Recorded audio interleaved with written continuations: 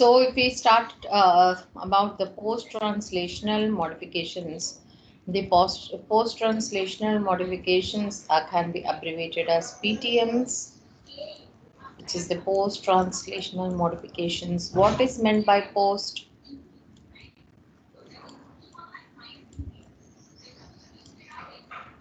What After is transition.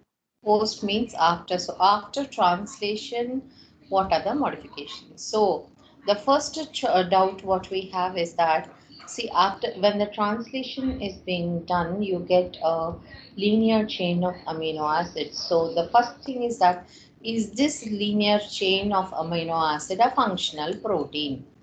That is the first doubt. So students, do you think that the linear chain of amino acid is a functional protein?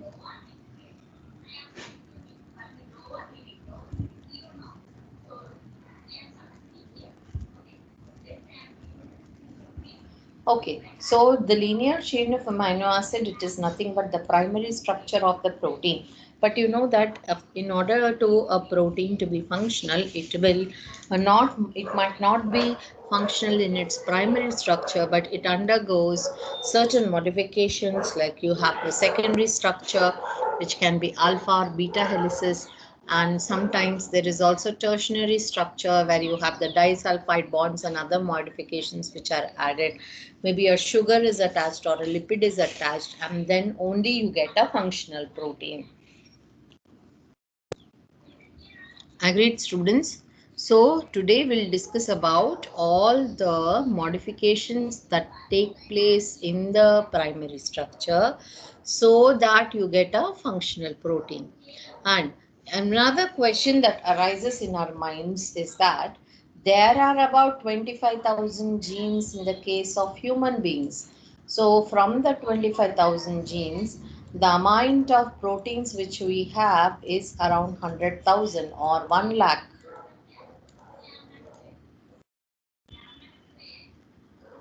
Understood, students? So from the 25,000 genes, you are getting 1 lakh proteins. Then the question is, how is it possible? Because we know that one gene will give rise to one protein. Agreed? Yes, ma'am. Because one gene will give rise to mRNA, and that mRNA will be translated into a protein. That means we should get only 25,000 proteins. Yes, ma'am. But how is it that we are getting almost or more than around 1 lakh proteins in the body? That is the biggest function. That is the biggest question here. So can you think where there is a, what is giving rise to this diversity in the proteins? At what level do Alternate. you get? Splicing, yes. Alternate splicing results in diversity of proteins. That is one thing. And the second thing is that the different modifications that take place in the protein after translation, that also is giving rise to different proteins. For example, if you eat bread with butter, it is a one kind of breakfast, is it not? If you eat cheese with bread, that is a different breakfast. If you eat cheese with jam with bread, it's a different one. Or if you add some vegetables like a sandwich and if you eat, is it a different breakfast or not? Are you getting different variations in the bread itself? Yes, ma'am. So the same thing happens here also with proteins. If a carbohydrate is added, the protein will behave in a different way. It will have a different function. And if a lipid is added, then the protein will behave in a different way. It will have a different function. And if an acyl group is added, then it will behave in a different way. If so thio group is added, a sulfur group is added, it will behave in a different way. The folding will be in a different way. So the diversity of the protein, it arises because of the different post-translational modifications. I think it is clear now with everyone. Yes, ma'am. So there are two ways of having protein diversity. First is by alternate splicing, and the second way is by post-translational modifications. So this table actually summarizes the different kinds of post-translational modifications. First one is phosphorylation, which is the addition of phosphates, generally done to the threonine, tyrosine, and the serine residues of the protein, and these proteins will be generally involved in cell cycle and in growth, cell growth. Clear, students? Yes, ma'am. So can you give examples of proteins which are involved in a cell cycle? CDK. Cyclins and CDKs.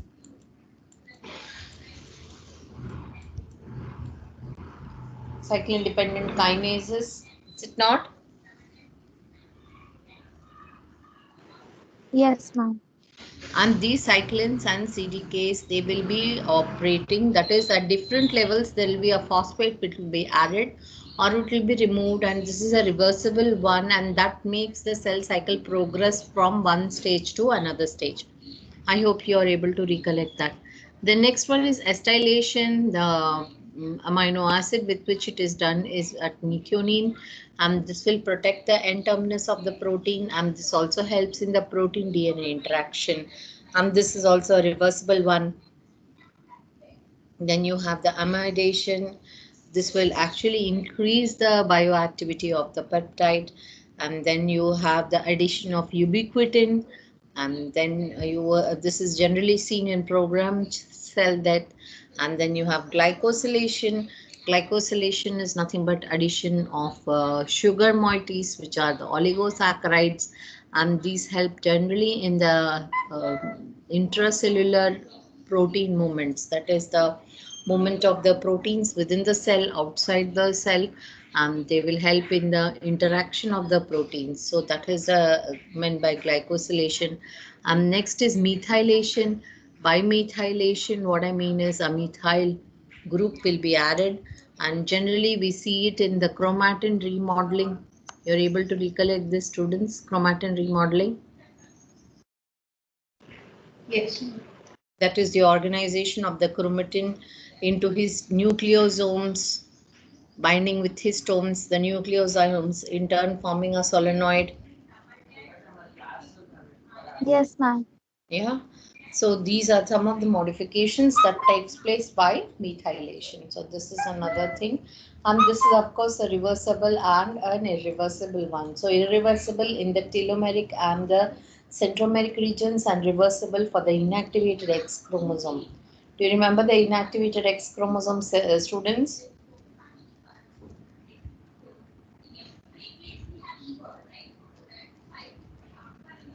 The constitutive and facultative heterochromatin. Do you remember it? Yes, No, ma'am. Yes, ma'am. so this is again methylation. Then ubiquitinization we have already discussed. So this helps in the misfolded protein degradation. So this is again a post-translational modification. And then lipidation. Lipidation is addition of um, lipid, attachment of the lipid to the protein, and generally we will see it in membrane proteins, and you see it in signal targeting, etc. So these are the modifications. So let us stick to what is there in the syllabus. So the first thing that you have in your syllabus is glycosylation, which is the addition of sugar groups. So to the protein, you have the glycans which are attached, and that becomes peptidoglycan. Where do you find peptidoglycan, students? Prokaryotes. Yeah, in the cell walls of the prokaryotes, peptidoglycans. Remember, students? Yes, ma'am. Yes, Yes, ma'am. yes. Excellent. So this is one post-translational modification. That is, this is a very, very important, uh, you know, post-translation modification, because if glycan is added, then it becomes a peptidoglycan. But not only glycan, but there are different moieties which can be added. A glucose can be added, a galactose can be added to the protein, a fucose can be added. Like that, N-acetyl galactosamide Okay, so like that, different kinds of, the sugar moieties can be added to a protein and it will have a different function. And most of those um, amino acids will be added to aspargine, or it can be added to the serine threonine residues. So if it is added to aspargine, it will function in a different way. If it is added to the serine threonine, it will function in a different way. But most of the time they have a cell surface role. Understood, students?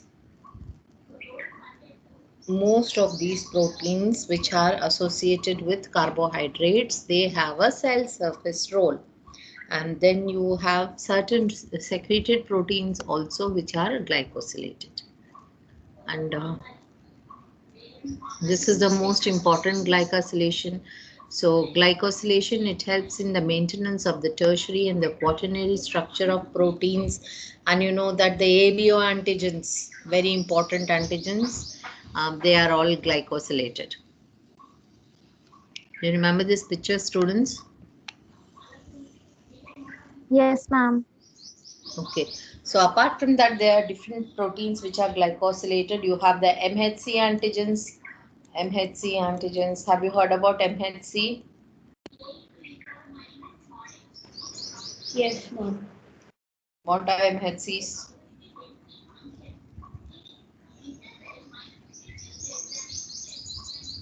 That is a major histocompatibility complex. All of you have HLA in your nucleated cells. These antigens, they make our immune system identify whom we are. Generally, a HLA haplotype compatibility is done, MHC compatibility is done during the tissue and organ transplants. Have you heard about this? Organ transplants? Yes, ma'am. Okay, only that if there is a match, only the organ transplant is done. HLA match should be there. So if there is no match, then what happens? The organ will be rejected by the body. Are you aware of this, students? Yes, ma'am. Yes, ma'am. So that is done by proteins in our body which are present on the surface of all the cells. Those molecules are, or those are called as the MHC moieties. Those are also glycosylated. That means they are proteins. So along with that, they also have a carbohydrate group. Understood? Am I clear, students? Yes, ma'am. Yes, ma'am. Now, the second kind of modification that can be done is a lipidation. Lipidation is attachment of the lipid group to the protein. So you have lipoproteins. So most of them again have a role in cell membrane. You remember that plasma membrane or the cell membrane? Yes, ma'am. Yeah, within the cell membrane, if you zoom the cell membrane, there are sphingolipids. Mostly they will act as a channel for the transport of proteins. And there are certain extrinsic proteins which will bind to the external surface. So I gave you the examples. All these are formed by post-translational modifications by addition of lipid moieties to the protein. So I gave you the example of glycosyl phosphatidylinositol. GPI anchor. So this is an example of an extracellular protein which helps in the attachment of the plasma, which helps in the attachment of the plasma membrane. So this is about lipidation. Then the next step, that is the third step, is about acetylation. Acetylation is that there is you have the chain of amino acids, but you people remember that the chain of amino acid, it always starts with methionine, Ha, yes, ma'am. is it not? But do you think every protein will start with methionine? No, ma'am. No, because methionine is removed. Understood? Although methionine is there in the starting of protein synthesis, but during the post translational modifications, this methionine is removed.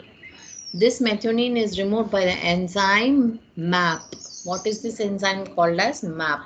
which actually stands for methionine amino peptidase. Peptidase means what? It is breaking the peptide bond, where it is breaking between the methionine and the second amino acid. Understood? Yes, ma'am. Okay, so this first methionine is removed. So what happens? The second amino acid is now your first amino acid in the N terminus. Yes, ma'am.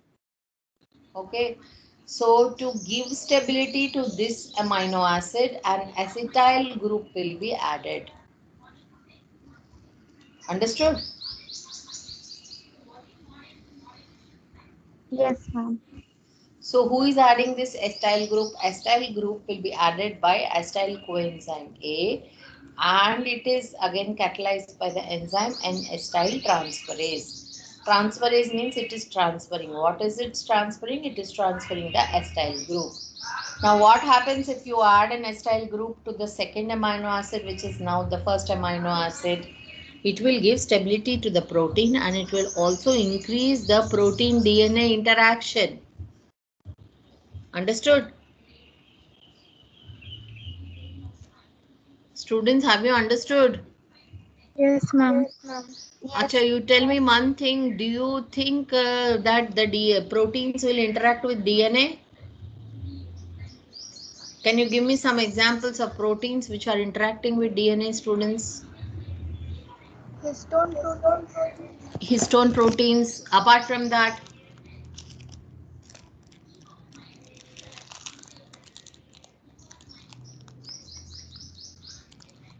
during transcription, do you have any proteins which will come and interact with the DNA?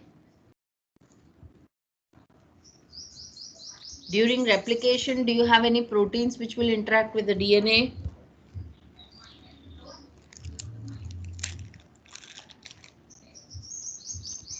Answer, students.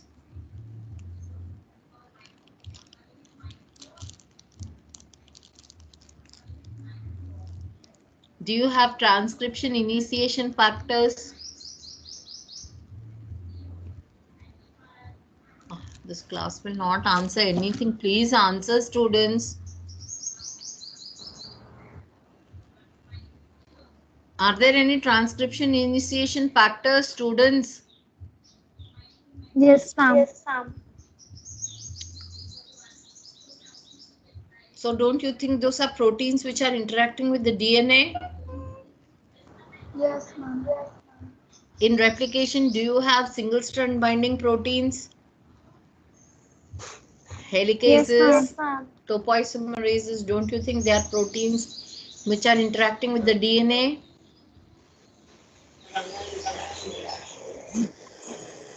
Ma, please answer yes Yes. or no.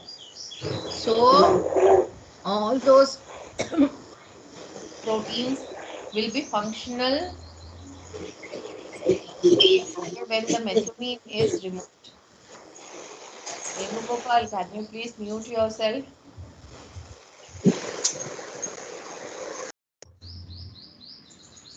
Thank you. Understood, students? So the methionine is removed from them, and once the methionine is removed, then the second amino acid, which is now the first amino acid, it is stabilized by the addition of an acetyl group, and this will make this protein now interact with DNA.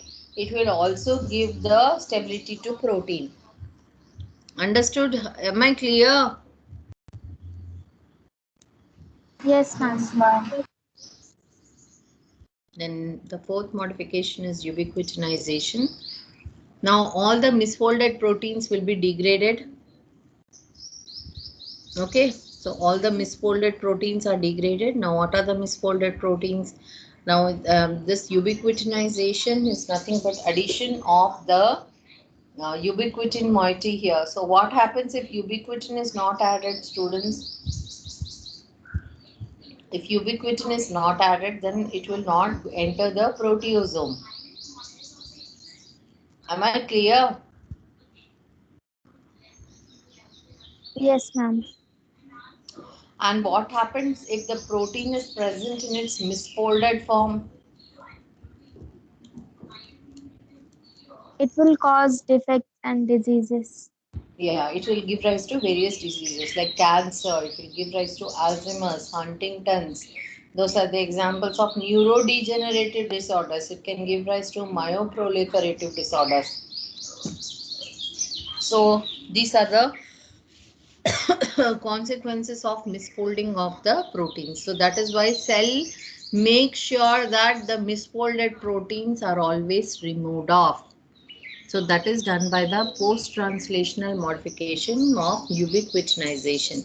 So ubiquitin, which is there, which is again a protein. Ubiquitin is again a protein which is taken up in 3 steps by ubiquitin utilization proteins, and it will attach to the target protein. Like that, many moieties of ubiquitin attach and they will enter the proteasome. Inside the proteasomes, the proteins are degraded into amino acids and peptidases. Am I clear? So peptides. Now peptidases in the cytoplasm will cleave the peptides further into amino acids, and these amino acids will be again used by the cell for charging of tRNA for protein synthesis. Remember, students? Yes, ma'am. Okay, so that is how it is recycled, and the ubiquitin is now available for second round of ubiquitinization. Clear, students? Yes, ma'am. Yes, ma'am. Then the last kind of protein modification, post-translational modifications, is chaperones. Now, what are these chaperones?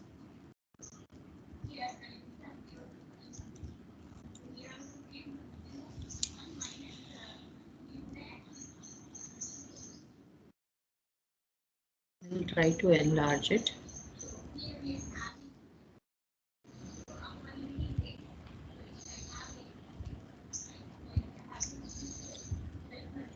Now, chaperones are those proteins which will again help in protein folding. So, what is the main function of these chaperones? Tell me. They help To in fold the protein. protein folding. Yeah, protein folding. Now, there are certain proteins which will go and bind to the hydrophobic ends. What do you mean by hydrophobic ends? Polar. Nucleating. The water hitting Which is regions. Yeah. So they're the water hitting regions. So they'll go and bind to the water hitting regions. Now, where is it occurring? See, can you see this is the cytosol? What is cytosol? That is the cytoplasm. And this is the lumen of the endoplasmic reticulum. Clear, students? yes, ma'am. So the protein which is being synthesized, it comes into the endoplasmic reticulum. So once it comes into the endoplasmic reticulum, the post-translational modifications are done. What is the post-translation modification here? Addition of carbohydrate. What is addition of carbohydrate called as, students? Glycosylation. Yeah, it is called as glycosylation. So can you see this carbohydrate moiety is attached to this growing polypeptide chain which is there? Can you see here? Yes, ma'am. Okay. So now this is a chaperone. The chaperone which is present in the endoplasmic reticulum, this is called as calnexin. So calnexin binds to the hydrophobic ends of the protein. Clear? So this is a chaperone. Yes, Understood? ma'am. So can you see this polypeptide is growing now? That is the Yes, ma'am. polypeptide which is synthesized. Now it is entering, the totally it is entering into the endoplasmic reticulum. Can you see that, students? It is entering, it is entered to the lumen. And this another chaperone, this chaperone is called as calreticulin. Calreticulin. Clear? But both of them are able to bind only to the carbohydrate moieties. Did you observe that? Yes, ma'am. Okay. So these chaperones, they help in the formation of disulfide bonds. Can you see disulfide bonds here, students? Yes, ma'am. So these trisulfide bonds help in the folding of proteins.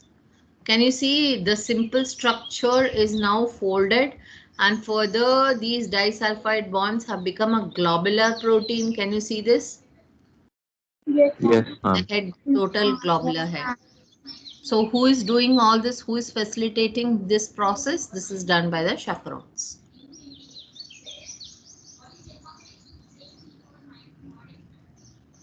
Understood? Yes, ma'am. Answer, students. Okay. So these chaperones now they are one class of chaperones are called as HSP, which are the heat shock proteins. They are produced under special conditions by the cell. Understood? Yes, ma'am. Okay, so this is how the protein folding takes place. That is the role of chaperones. So this is all about protein post-translational modifications, which you have in your syllabus now. So if we have to summarize the post-translational modifications, so the first one is glycosylation, second one is lipidation, third is acetylation, ubiquitinization, and the last one is the chaperones. Clear? So they help in the proper protein folding to attain its function. Now I have one doubt. Please clarify this doubt for me, students. First is, where is your mRNA synthesized in the cell? This is the cell. This is the nucleus. So tell me where the mRNA is synthesized. Where is transcription taking place? In the nucleus. Okay, mRNA is synthesized in the nucleus. Okay, so mRNA is in the nucleus. What happens next to the mRNA? It will stay in the nucleus or it will go outside the nucleus? It will move outside the It nucleus, ma'am. Yeah, before it moves out, what happens?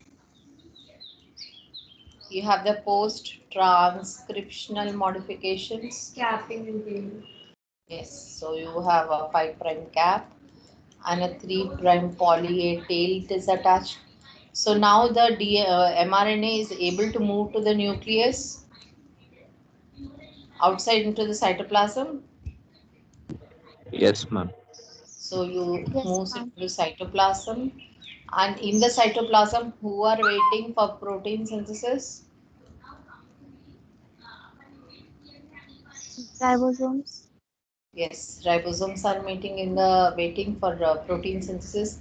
So this is translation. Now you have the protein polypeptide. It is being synthesized. Yes, ma'am. Polypeptide is synthesized with peptide bond. Then what happens next? Post-translational It will modifications produce. takes place. Now Yes, my ma'am. doubt is, where do they take place? Which organelle? These occur Cytoplasm. in the endoplasmic reticulum or the Golgi bodies sometimes. Mostly in the endoplasmic reticulum. Okay, you have this like this, a network of endoplasmic reticulum. Remember, cell. Yes, ma'am. Yes, ma'am.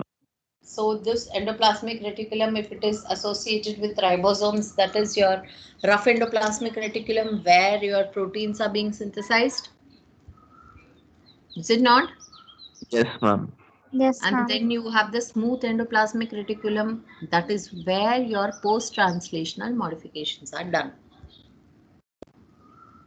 That means either a sugar will be added, or lipid will be added, or a acyl group will be added, or a ubiquitin misfolded proteins will be degraded, or the proteins will be helped for folding. by disulfide bond formation, etc.